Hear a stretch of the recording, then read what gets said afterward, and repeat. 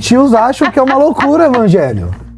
Assim Baixou como você Narciso acha. em você agora. Não, o que é loucura pra você? Quando o apóstolo Paulo fala que o evangelho é uma loucura pros gentios, porque é uma loucura você acreditar que Deus se encarnou e morreu numa cruz. O satanismo também seria então uma loucura. Como que pode, né, Satã libertar as pessoas? É porque você não tá falando do Satã bíblico, você tá falando de uma ideia sobre Satã. É uma ideia advinda de ser adversário do que você chama de demiurgo. E não, pera, calma. Não se limite a isso. Não se limite a isso. Eu tô falando da sua narrativa. Olha só, o cristianismo, ele tem o quê? 2026 anos. É mais ou menos isso. O Cristo, mais ou menos isso? É ou não não tem uma data exata, tem um debate acerca disso, mas sim. Sim, vamos colocar assim. E a gente tem o que a gente chama dentro do satanismo de Aion, que é um período que a humanidade passa, que dura em torno de 2000 anos, em média 2000 anos.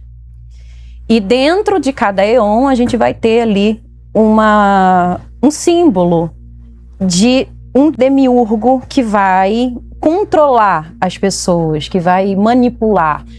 E a gente vê o cristianismo como uma dessas manifestações. Ou seja, não é contra o cristianismo que o satanismo está, e sim contra o que naquela era em que estamos vivendo simboliza essa limitação demiúrgica. E no caso seria o cristianismo. Mas a gente já está passando por isso, isso já está acabando. É que assim, a ideia é... A era do cristianismo, do símbolo de Jesus, já está acabando. Que a gente vai entrar num tema que vai explicar Graças a Deus o cristianismo foi a redenção pro mal da Revolução Francesa, por mal de outros pensamentos que chamaram prisão de liberdade. Emmanuel Kant vai falar que a verdadeira liberdade é você falar não pros seus impulsos e desejos. Kant tinha rigidez cognitiva. Eu não concordo com tudo de Kant. Eu concordo 100% com Jesus. Eu não sou adepto de Kant. Eu tô citando uma frase de Emmanuel Kant. Até porque você não pode ter ídolos.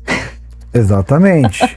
E não pode considerar a palavra de outras pessoas além de Jesus. Posso considerar, posso reter o que é bom como a Bíblia ensina. Tanto que o próprio apóstolo Paulo fala do Deus invisível, usando uma comunicação para os epicureus, os estoicos, compreenderem a sua linguagem.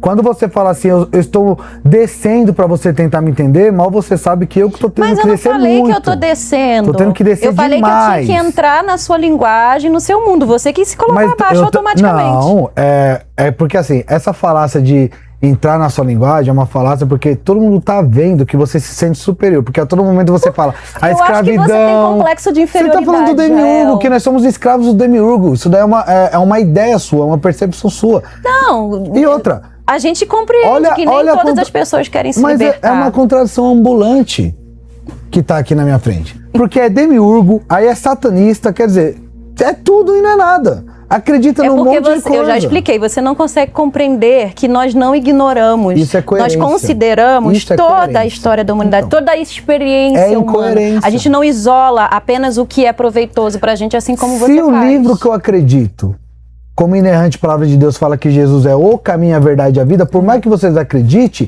é coerente eu acreditar no caminho, na verdade e na vida. Não nos caminhos. Mas a gente acredita que Jesus falou isso, a gente acredita em Jesus. A gente não, vou falar eu, porque ninguém me passou procuração.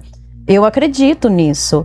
Tanto que eu acredito porque isso influencia psicologicamente, moralmente e espiritualmente a humanidade.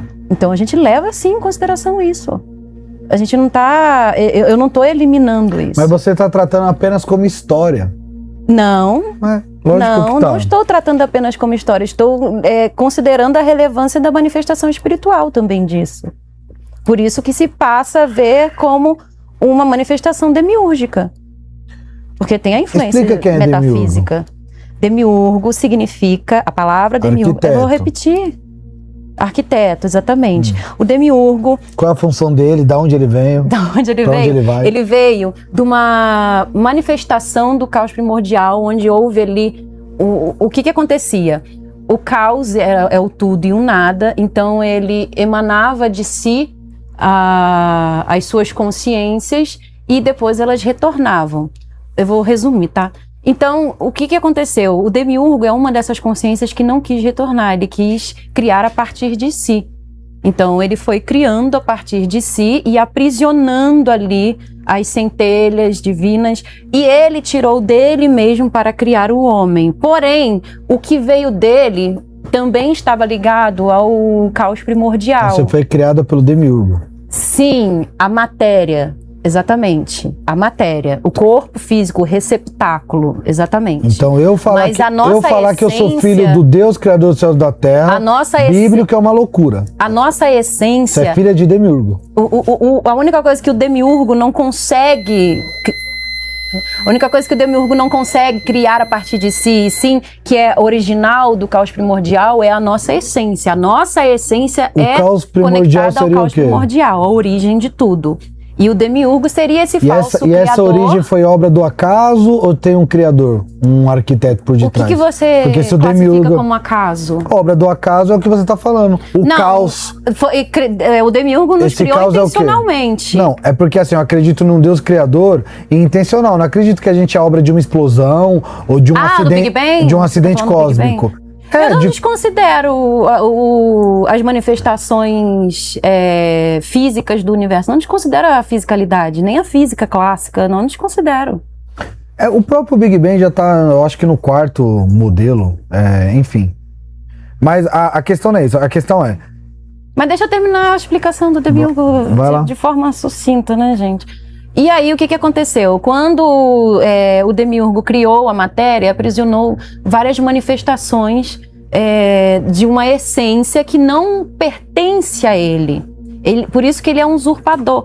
E aí ele fica nessa brincadeira, vamos dizer assim, né? De se alimentar de tudo que se manifesta aqui. Se alimenta de tudo que a gente sente, de tudo que a gente vivencia, experiencia. E depois ele puxa de volta para ele, para que assim ele se alimente. Então ele se alimenta do que ele criou e nos aprisionou, que é a centelha divina. Assim como você diz que a matéria é o receptáculo, você também acredita nisso, né? Que a matéria é o receptáculo do espírito.